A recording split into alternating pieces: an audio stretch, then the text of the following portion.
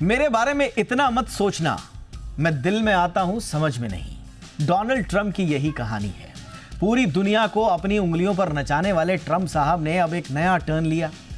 Trump ने भारत सहित 75 देशों पर लगाए जाने वाले अतिरिक्त टैरिफ को 90 दिन के लिए यकायक अचानक टाल दिया और दूसरी तरफ टैरिफ का जवाब टैरिफ से देने वाले चीन पर पलटवार करते हुए टैरिफ की सीमा बढ़ाकर 125% कर दी, यानी कि 125% का भारी भरकम टैरिफ थोप दिया गया चीन पर। अमेरिका और चीन के बीच का जवाबी टैरिफ वॉर खुलकर सामने आ चुका है। ट्रंप लगातार अपने दांव बदल रहे हैं, चीन भी पीछे नहीं है, बराबर की टक्कर देने की कोशिश कर रहा है। अब सवाल ये है कि ठीक है, जिन लोगों ने बहुत ज़्यादा तेवर नहीं दिखाए ट्रंप साहब को, उनके लिए तो राहत की घड़ी आई है। 90 दिनों का ये पॉज है, स्टॉप नहीं है। इस पॉज में अब क्या होगा, क्या नहीं होगा, कैसे नेगोशिएशंस होंगे, पहली बात इसका एनालिसिस। दूसरा बड़ा एनालिसिस अब ये कि चीन और अमेरिका अब आमने सामने बिल्कुल सींगों से सींग लड़ाने वाली लड़ाई जिसे कहा जाता है, गुत्थम गुत्था की लड़ाई जिसे कहा जाता है, अब उसमें उलझते हुए नजर आ रहे हैं। लेकिन क्या ये लड़ाई सिर्फ अमेरिका और चीन के बीच की लड़ाई है या इसकी चपेट में आएंगी दुनिया की बाकी इकोनॉमीज भी, इंक्लूडिंग हमारा प्यारा भारत? करेंगे चर्चा विस्तार से आज मेहमानों के साथ। पहले देखिए ये रिपोर्ट, समझिए टैरिफ पर विराम, कितना मिला आराम। On China will now go up to 125% because China imprudently decided to retaliate against the United States. And as I said at the podium yesterday,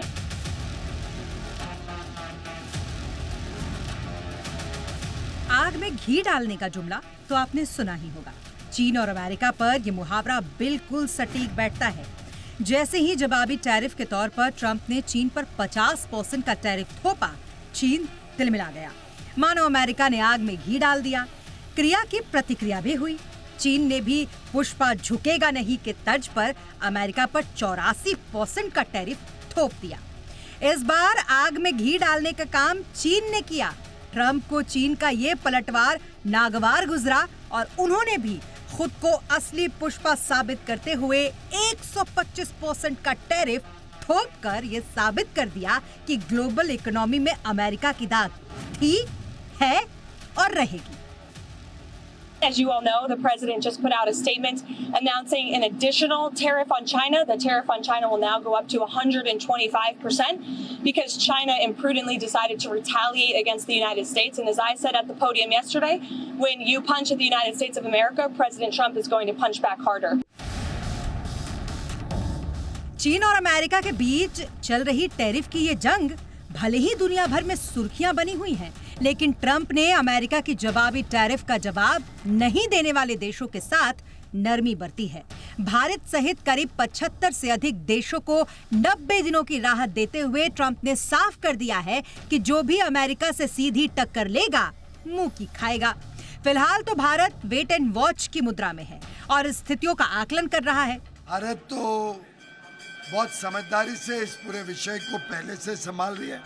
प्रधानमंत्री मोदी जी और प्रेसिडेंट ट्रंप ने फरवरी में ही निर्णय ले लिया था कि हम आपसी संबंध बढ़ाते हुए बायलैटरल ट्रेड एग्रीमेंट एक ऐसा करार करेंगे जो भारत और यूनाइटेड स्टेट्स के बीच व्यापार को सरल भी करेगा, 500 बिलियन तक यानी आज से 2.5 गुना बढ़ाने का काम भी करेगा।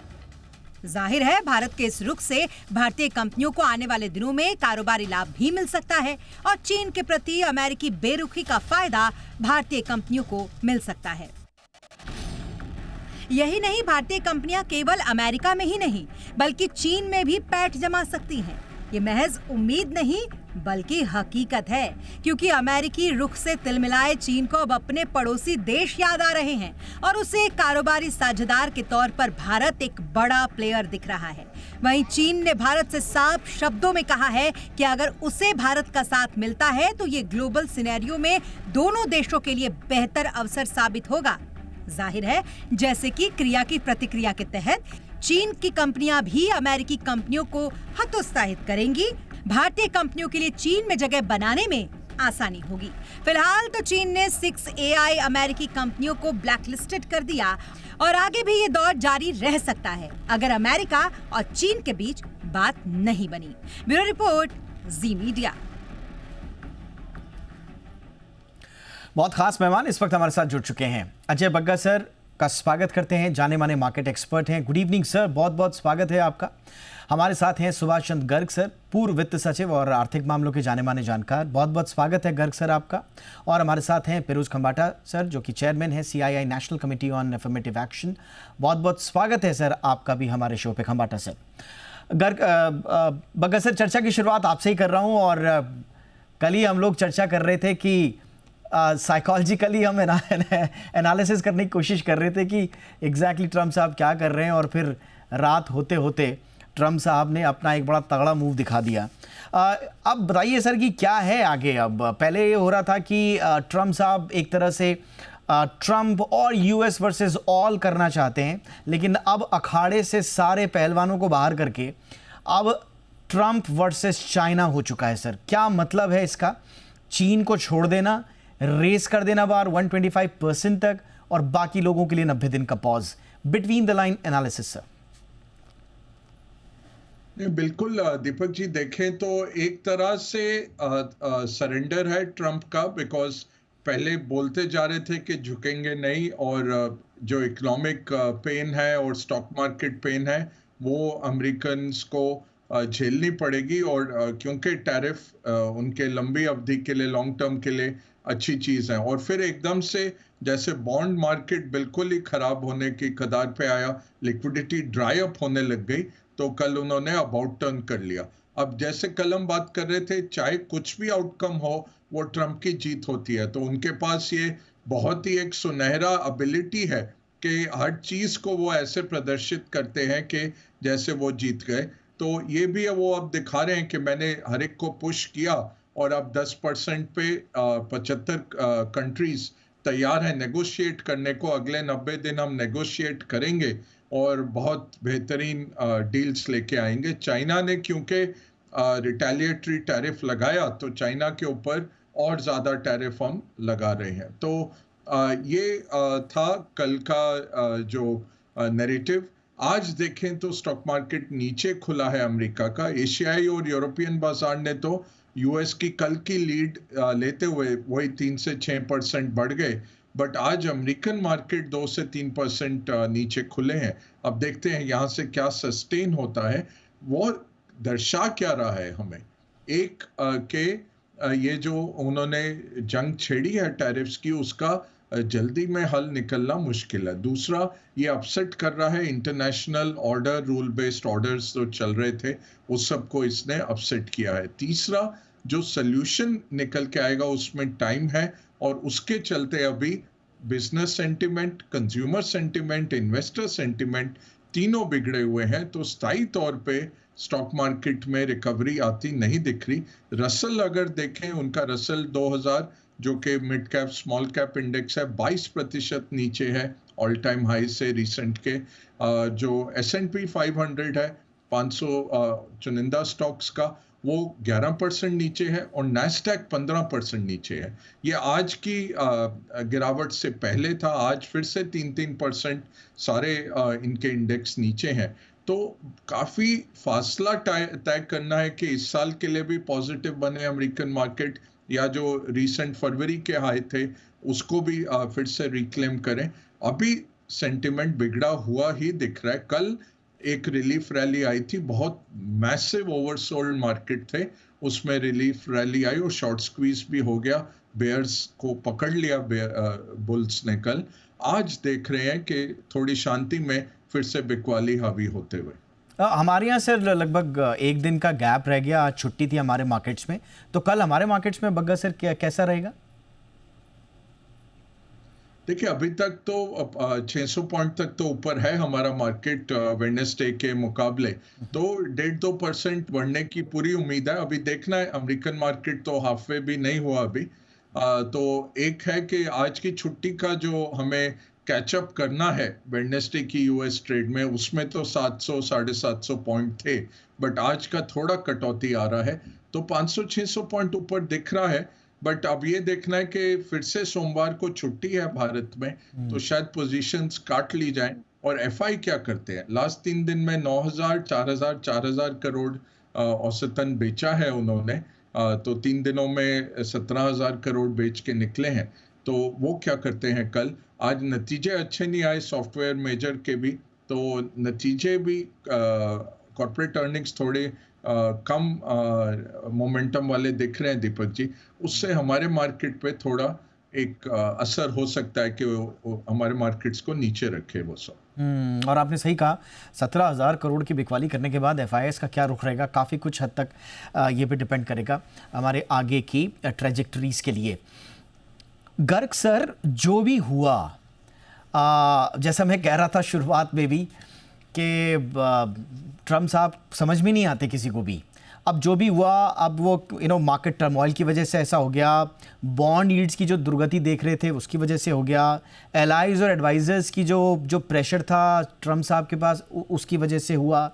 जिस भी रूप में ट्रम्प ने लगभग एक हफ्ते का ये जो पूरा एक हाई वोल्टेज ड्रामा हुआ और उसकी परिणति हमारे सामने, भारत ने इस बीच में जो कुछ भी किया या कमर कसी होगी या छोड़ दिया होगा, हमारे लिए कुछ इसमें नेगेटिव पॉजिटिव क्या रहे सर? कुछ हमको सीख मिली, कुछ हमारे लिए नेगेटिव रह गया, कुछ हम आगे बढ़ पाए? मतलब भारत की पोजीशन आप कैसे देखते हैं सर इन 7 दिनों में?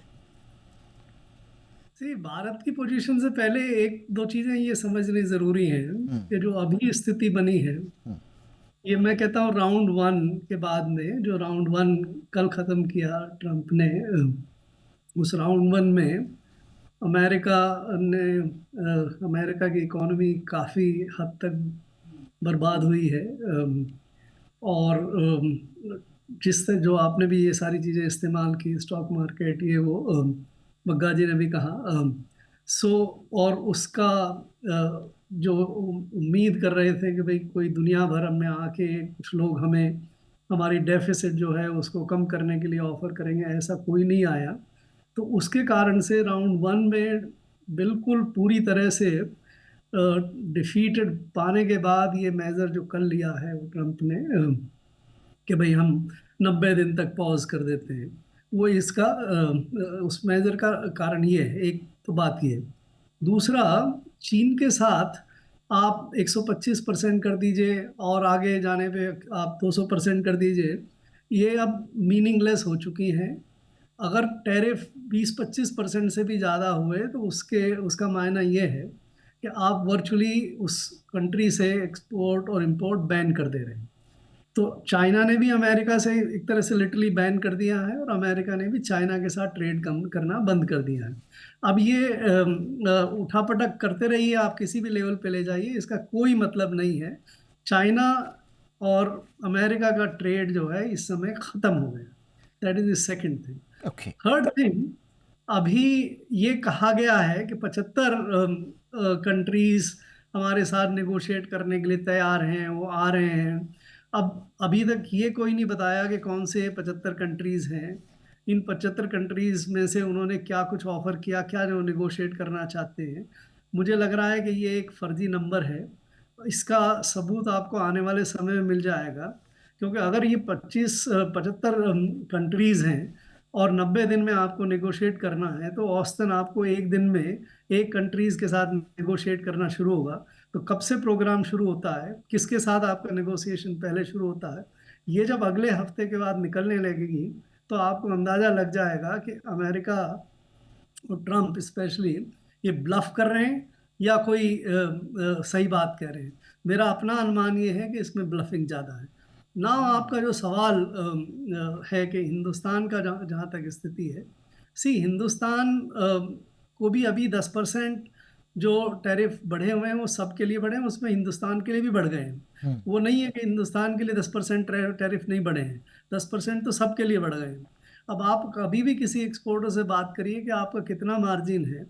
अगर आप 10, 15, 20% या इससे ज़्यादा क्या कमाते हैं, उसमें से अगर 10% आप टैरिफ में देते हैं, तो इसका मतलब ये है कि आज भी जितने भी एक्सपोर्टर्स हैं उनको हमारे यहाँ पे नुकसान हो रहा।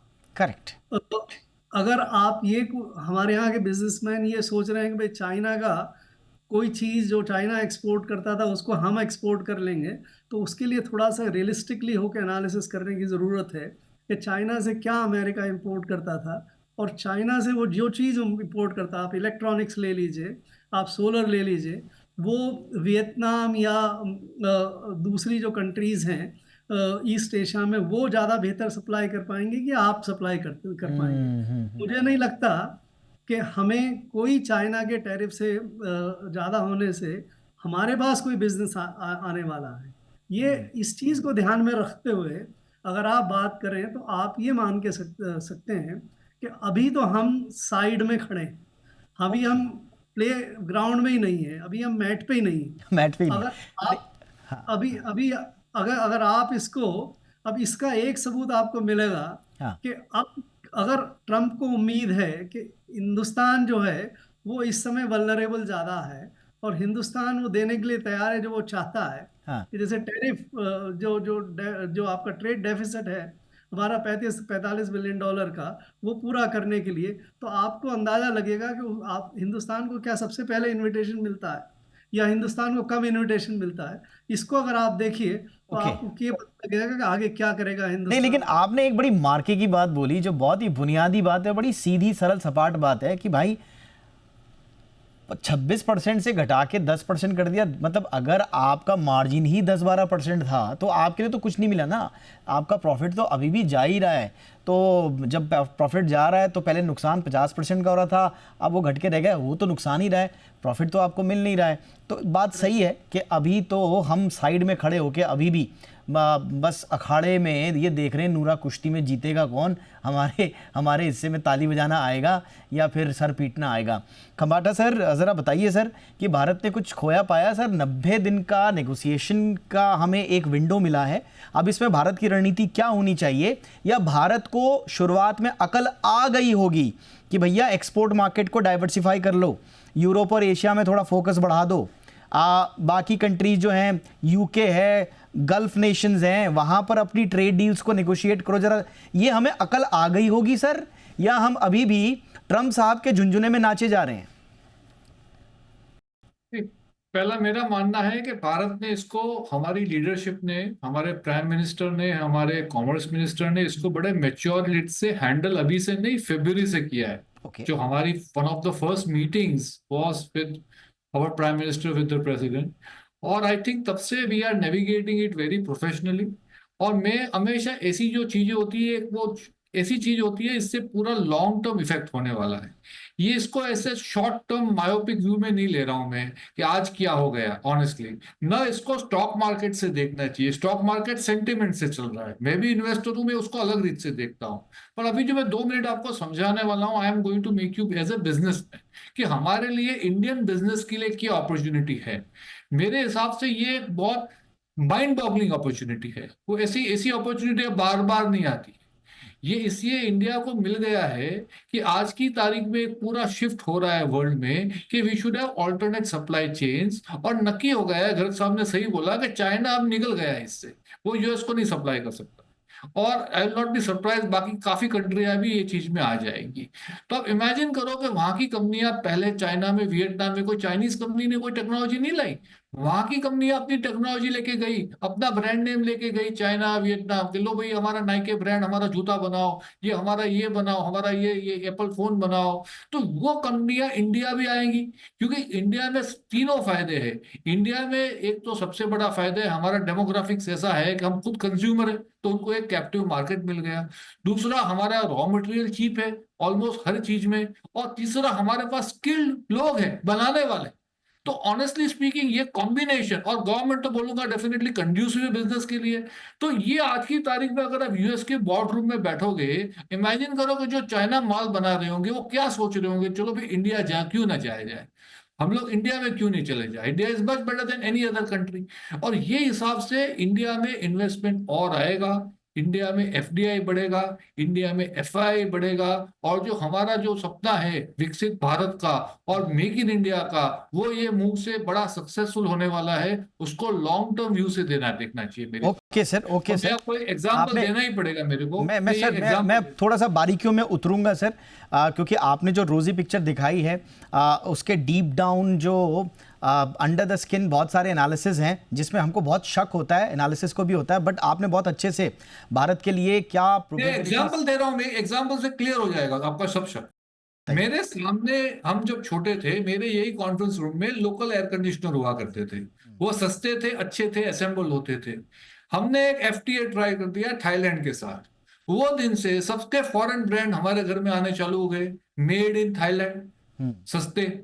क्यों? क्योंकि थाईलैंड के साथ हमने एक ऐसा ट्रीटी कर दिया कि इंडियन छोटे इंडस्ट्री ने बनाना बंद कर दिया, और वहां से लॉन्ग टर्म में वहां बड़ी बड़ी फैक्ट्रियां लगी इंडिया को देने के लिए।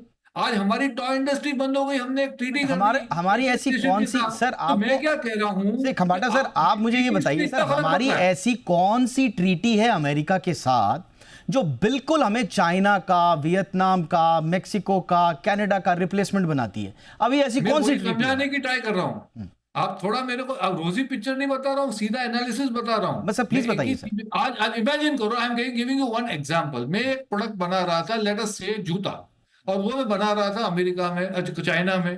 अब चाइना से एक्सपोर्ट में वापस मेरी कंट्री में, मैं बड़ा रिटेलर हूँ, I am a big retailer in America, वहां कुछ बनता नहीं है। ठीक है सर। वो बना रहा था, मेरा माल, मेरा ब्रांड, मेरी टेक्नोलॉजी देके चाइना में। अब वही माल में इंडिया में क्यों ना बनाऊं? इंडिया में मेरा इंडिया जूता कहाँ बना, तैयार है तो सर? पहले आपको इंडियन लग रहा है सर मार्केट में इंडिया जाएगी तैयार है जूता बनाने के लिए? हमारे हाँ, पास बिल्कुल स्किल तैयार है, है। हमारे मैं पास बिल्कुल फैक्ट्रीज हैं, बिल्कुल तैयार है। हमारे पास टर्न अराउंड टाइम है इतना, हमारे पास लॉजिस्टिक्स अरे भाई, कहाँ है सर? अभी है कहाँ सर? अभी पौने तीन ट्रिलियन की इकोनॉमी है सर, हम कहाँ? अपॉर्चुनिटी बहुत है सर, लेकिन हमारी कैपेसिटी तो बहुत लिमिटेड है अभी। मान के चलिए, आप मेरी बात मान के चलिए, पहले तो इंडिया में 10% ड्यूटी भी नहीं रहेगा। हमारी जो अग्रीमेंट, जो मेरे हिसाब से अमेरिका के साथ हमको इमीडिएटली एक ऑलमोस्ट फ्री ट्रेड एग्रीमेंट करना चाहिए। आज हम ऑस्ट्रेलिया के साथ फ्री ट्रेड एग्रीमेंट कर सकते हैं, दुबई के साथ कर सकते हैं, यूरोप का ऑलमोस्ट रेडी है, तो अमेरिका से इफ नॉट एफटीए पीटीए क्यों नहीं कर सकते? बीटीए चल रहा है सर, अब बीटीए सर चल रहा है। प्रॉब्लम ये है कि खुद जो है विदेश मंत्री कह रहे हैं कि बीटीए आएगा, अभी जरूरत है बीटीए की। वो कह रहे हैं कि इस साल के अंत तक कोई बात बनेगी, लंबा चलेगा सर बीटीए अभी भी, उसमें भी क्या फाइनल कंक्लूजन्स निकलेंगे we don't know, but still I mean आपने जो बात बोली कहाँ कहाँ पर अपॉर्चुनिटीज़ हैं वो मद्देनज़र ज़रूर रखनी होगी।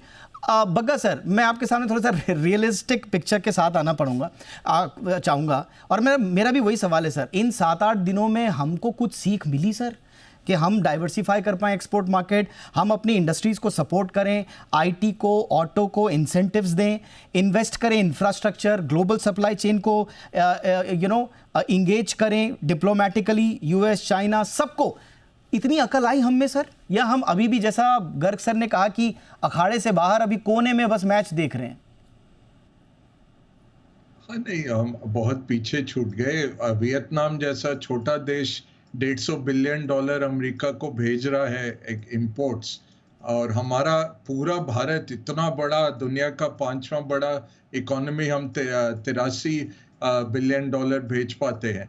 चाइना के साथ हमारा जो ट्रेड डेफिसिट है वो बद से बदतर बनता जा रहा है। 85 बिलियन का ट्रेड डेफिसिट चाइना के साथ हमारा चल रहा है। जो सारी चीज़ें हम बना सकते हैं, हाई एंड गुड्स को छोड़ के बाकी चीज़ें हम बना सकते हैं। जैसे बैन लगाया गया कंप्यूटर पे, बोला गया कल से कंप्यूटर पे ड्यूटी, फिर वापस आए, नहीं अच्छा 1 महीना और, 1 महीना और, 1 महीना और। कौन बना पा रहा है कंप्यूटर भारत के अंदर? कहाँ आपका सेमीकंडक्टर बना रहा है? कई दशक पहले मैं लेके आया था बड़े सेमीकंडक्टर वाले को, और लेके गया था, अब मैं साल नहीं बोलूँगा नहीं तो पता लग जाएगा कौन था। तो मिनिस्टर के पास लेके गया, मिनिस्टर ने 2 घंटे वेट कराया, फिर ऐसे कार्ड फेंकता है, बोलता है ये आलू की खेती है, इसमें प्लांट लगवा देना। तो वो बोला जी हम तो सेमीकंडक्टर वाले हैं, दुनिया के बड़ी कंपनी आना चाहते हैं। बोला हाँ पहले ये कर लेना, 25 करोड़ का प्लांट हो जाएगा, ये साहब बैठे हुए हैं इनसे बात कर लेना, फिर आना वापस। और वो प्लांट चला गया था south east Asia, again country मैं नहीं बोलूंगा, कई $बिलियन का इन्वेस्टमेंट। ये हालात है। और अभी सेंट्रल गवर्नमेंट में बहुत बेटर हो गया है, आपका हैंडलिंग बहुत अच्छा होता है, सिंगल विंडो। आप नीचे जाइए, वहां पे फिरोज कंबरता साहब तो बहुत बड़े इंडस्ट्रियलिस्ट हैं, इनको इतनी दिक्कत नहीं आती। कोई आम नागरिक फैक्ट्री चलाने की कोशिश करे, जो ये ईज ऑफ डूइंग बिजनेस हम करते हैं, इतना कंप्लायंस हो गया है, जीएसटी वाले आके छापे मार रहे हैं, आपका ई बिल में ये गलत हो गया, वो गलत हो गया, इतना बर्डन है। और वही मैं बोल रहा हूँ, वियतनाम की कैपेसिटी खत्म हो गई है, उनके पास लैंड नहीं है, उनके पास जगह नहीं है, आदमी नहीं है, फिर भी हमारे पास काम नहीं आया पिछले 5 सालों में। एक चीज बोलता हूँ, बड़ा आसान है, हम बोलते रहते हैं 15 बिलियन हमने मोबाइल फोन हम भेज रहे हैं, चाइना 150 बिलियन भेजता है, उसी टाइम में वियतनाम 35 बिलियन भेजने लग गया है। हम 15 पे ढिंडोरा पीटी जा रहे हैं, दुनिया भर में हमने 15 बिलियन कर लिया, अच्छा कर लिया, एटलीस्ट इस सरकार ने 15 बिलियन पहुंचा दिया। बट जो चाइना 150 कर रहा है, वो क्यों नहीं मूव कर रहा है? यहाँ पे आपके पास फैक्ट्रियां नहीं है, फैक्ट्री लगा भी ली तो वो यूनियन वाले आके कर लेते हैं। अगर आप ऐसे यहाँ पे स्टेट्स भी हैं, आप सामान उतारने के डबल पैसे देने पड़ते हैं, जो यूनियन है उसको भी पैसे देते हैं, जो काम नहीं करते उनको पैसे देने पड़ते हैं, और फिर वो अलाउ करते हैं आप लोडर बाहर से लाके आप सामान उतारिए या चढ़ाइए। आप इंफ्रास्ट्रक्चर की कोशिश कर लीजिए, तो सिंडिकेट को पहले पैसे दीजिए, उनका आदमी काम नहीं करेगा बट उनको आपको देने पड़ेंगे, और दूसरा फिर आप करिए, अपना लेबर लेके आइए। ये सब चीजें जो नहीं हैंडल हो पाई, 8 लाख लोगों को जी जिनपिंग ने अंदर किया है करप्शन पे। आज कोई भी कितना भी मुंह खोल के मांग ले, मेरे पास कोई विकल्प नहीं है, बिकॉज कोर्ट्स में आप जाएंगे, कहीं भी जाएंगे, आपका तो बिजनेस खत्म हो जाएगा। एक छोटा सा ऑफिस बनाना था बॉम्बे में, एक बहुत बड़े टॉप 4 बिजनेस हाउस ने कहा हम नहीं देंगे पैसे, वो ऑफिस अभी तक नहीं बना है। आसपास सब बन गए, कंपनियां खड़ी हो गई, एक शीशा भी आप हटाएंगे वो वीडियो लेके कमेटी वाले आ जाते हैं और आपको नोटिस मिल जाता है, पैसे दे दीजिए, तो कुछ नहीं है। बिल्कुल सर, ये हालत है, तो ऐसा हमें नहीं बोलना चाहिए। नहीं बिल्कुल सर, मैं तो सहमत होता हूं उन लोगों से जो कहते हैं हमारे लिए बहुत बड़ा अवसर है।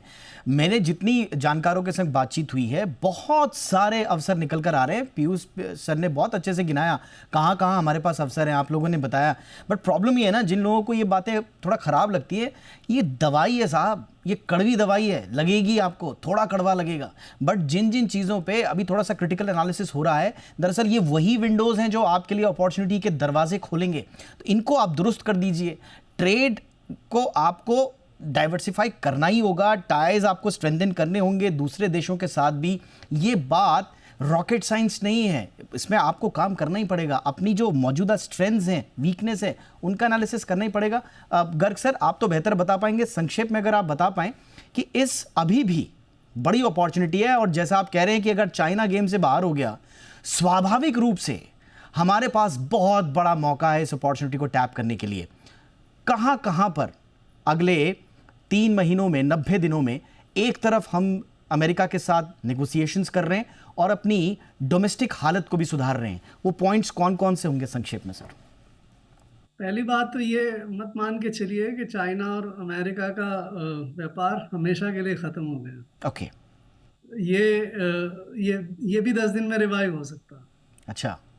इसका ये जो मर्क्यूरियल ट्रम्प है, इसका कोई आप भरोसा नहीं कर सकते। एक चाइना के साथ भी अब चूंकि आप अमेरिकन इकोनॉमी को देखिए, जितनी चीज़ें चाइना से आती हैं, वो अगर चीज़ें आनी बंद हो गई, क्योंकि सब्स्टिट्यूशन इतना आसान नहीं है, या उनकी दाम बहुत बढ़ने लग गए, तो आप ये फिर से आप अबाउट टर्न शुरू कर दें कि यहाँ से ये हो गया, वो हो गया, और हम सब आपस में सब माफ़ करते हैं। सो नंबर 1 ये ध्यान रखिए। जो सबसे बड़ी अनसर्टेनिटी और प्रॉब्लम हो रखी है वो ये है कि आज के दिन कोई आप लंबे समय के लिए देख नहीं सकते कि कहाँ क्या करना चाहिए। आज अगर एक भी बिजनेस, खम्बाड़ा जी को ज़्यादा समझ है इन चीज़ों की, एक बिजनेस भी कोई एक इन्वेस्टमेंट करने के लिए तैयार हो कि जो इस स्थिति को समझ रहा हो कि इस हिसाब से अगले 15 साल होगा, तो मैं खम्बाड़ा जी से निवेदन करूंगा कि उसका मुझे नाम बता दें। मेरी अपनी समझ के हिसाब से एक आदमी भी इन्वेस्टमेंट करने के लिए तैयार नहीं। तो इसलिए अभी मत सोचिए। अभी तो आप अगर एक प्रॉब्लम को सॉल्व कर लें कि अगर ये असमंजस की स्थिति अगले 3 महीने तक रहती है, राइट, तो उस 3 महीने में जो जो व्यापार अमेरिका के साथ कमजोर हो रहा है, कम हो रहा है, और बाकी रेस्ट ऑफ द वर्ल्ड में सरप्लस पैदा हो रहा है, उसी तरह से जो rest of the world America को एक्सपोर्ट करता था या America rest of the world को एक्सपोर्ट करता था, उसको इस्तेमाल करते हुए क्या रेस्ट ऑफ द वर्ल्ड आपस में इस आपदा को डील कर पाएगा क्या? ये बुखार है, आपने कहा आराम की स्थिति नहीं है, बुखार 110 डिग्री से ऊपर कर दिया इन्होंने, अभी इससे घट रही है कि 105 डिग्री पे आया हुआ है, आप नॉर्मल पे नहीं पहुंचे हुए। ऐसी स्थिति में आप निर्णय लेने की, बुखार तो बुखार होता है, और जब तक वो पूरी तरह से उतरा नहीं, सही कहा आपने सर कि 125-30 से उतरकर अगर 110 पे आ गया, 105 पे आ गया, तब भी हम पीड़ित तो हैं ही, अभी भी ज्वर पीड़ित तो अभी भी लग रहे हैं। बट फिरोज सर, अब आपसे जो अपॉर्चुनिटीज आप बता रहे हैं उनको सर टैप करने के लिए अब क्या करना होगा? अगले 90 दिनों में हमें किस तरह की बातचीत करनी होगी, संक्षेप में बता पाएं सर। नहीं, मैं संक्षेप में बताऊं, 90 डेज का ये गेम ही नहीं है। आज अभी मोबाइल का एग्जांपल दिया गया कि इतने अगर सालों में हम 15 मिलियन तक पहुंच गए, अभी आप जो स्पीड से हम जा रहे हैं, 15 का 50 और 50 का 100 होते देर नहीं लगेगा। मैं रिपीट कर रहा हूं, मैं काफी ऑप्टिमिस्टिक हूं, और बिजनेसमैन जो होता है वो कभी 1 साल का प्लानिंग नहीं, 10 साल का प्लानिंग करता है। अभी जो रुख चल रहा है वर्ल्ड में, कि जो पहले China manufacturing factory of the world बन के बैठ गया था, 50% माल चाइना सबको देता था, 60% माल, अभी वो नहीं रहेगा। वो टैरिफ को 1 सेकंड बाजू में छोड़ दो, ट्रम्प को बाजू में छोड़ दो, किसका मूड बाजू में छोड़ दो, 6 महीने में क्या होगा बाजू में छोड़ दो, एक चीज पक्की हो गई है, और इंडिया का बहुत बड़ा रोल है इसमें कि वो मैन्युफैक्चरिंग को ले लेवे। अब उसमें गवर्नमेंट के साथ क्या करना चाहिए, उसमें कैसे ईज ऑफ डूइंग ज्यादा हो, कैसे और रिफॉर्म्स आए, सब्सिडी आए, वो सब जरूर है, वो गवर्नमेंट कर रही है, आपको कहने की जरूरत नहीं है। आज ये हो ही रहा है, ये पैरेलल चल रहा है। आज बिजनेसमैन में सोचता है हमको एंटरप्रेन्योर्स बनाना पड़ेगा, हमको आज मैं कहता हूं हमको एक कदम लेना पड़ेगा, let us invest in manufacturing and let us से इंडिया है मैन्युफैक्चरिंग डेस्टिनेशन, और ये हमारे लिए ब्रिलियंट मौका है ऑनेस्टली। और थोड़ा तो हमेशा कोई भी चीज याद रखना, businessman has to take a risk. हम लोग कोई ब्यूरोक्रेट नहीं है, कि एजुकेशनिस्ट नहीं है, कि कंसल्टेंट नहीं है, कि we have to just speak, we have to put our money, take a risk, because हमको तो 1 का 10 बनाना है। We are not investors, we are not happy with 15%, 18% return, we are happy with 100% return. If you want 100% return, you have to take a risk. And if you ask me, this is the best time to invest in manufacturing. ये आपके show के Absolutely sir, Absolutely. बिल्कुल sir, आपने बिल्कुल सही कहा sir कि एक बिजनेसमैन के लिए तो ये रिस्क का समय है, बट उस रिस्क को मिटिगेट करने के लिए एक बेटर प्लेग्राउंड बनाने के लिए सरकार को भी कुछ करना होगा सर, और उसमें अभी बहुत सारे इंफ्रास्ट्रक्चर डेफिसिट्स हैं, उनको निकालना पड़ेगा। जैसे यहाँ पर बताया प्रोग्राम रखिए, आप मेरे को उसमें बुलाइए, मैं जरूर बुलाऊंगा सर। आज सेपरेट प्रोग्राम उसका मेरे को आप 10 मिनट बोल दे देना, मैं सर बिल्कुल दूंगा आपको, 100% जरूर है। एब्सोल्युटली सर, मैं 100% आपकी बात से मैं सहमत हूं सर कि ये समय भारत का समय हो सकता है, बट जो चर्चा अभी हो रही है और जो समझ में आता है, बहुत सारी कॉम्प्लेक्स रेगुलेटरी एनवायरनमेंट है हमारे यहाँ, स्किल्ड लेबर शॉर्टेज है, उसको ठीक करना होगा, जो डिपेंडेंस है इंपोर्टेड कंपोनेंट्स पर, हमारी पॉलिसी इनकंसिस्टेंसी है, इस पर कितनी लंबी चर्चा करें उतना कम है अभी, और जो हमारा ग्लोबल परसेप्शन है सर, अभी भी उस पर काम करना होगा, ग्लोबल ब्रांडिंग पे, ग्लोबल परसेप्शन पे हमें काम करना होगा, कैपिटल एक्सेस कॉन्स्ट्रेंट्स हैं हमारे, उन पे काम करना होगा, बहुत सारे काम है। अगर हो गए पिरूज सर, जो बातें आपने बोली, वो जो आप टाइम फ्रेम लेकर चल रहे हैं उससे पहले ही हो जाएंगे, ये हम भी आपसे आश्वासन लेके चल रहे हैं, बट अभी काम बाकी है, तो देखते हैं कि आगे क्या होता है। बट भारत के लिए बड़ा मौका, लेकिन उस मौके के लिए आपको चौका फटाफट लगाना पड़ेगा, टाइम नहीं है। Thank you so much gentleman. Garg sir बहुत बहुत शुक्रिया sir, Khambata sir thank you so much sir, Ajay Bagga sir बहुत बहुत शुक्रिया सर आपका वक्त निकालने के लिए।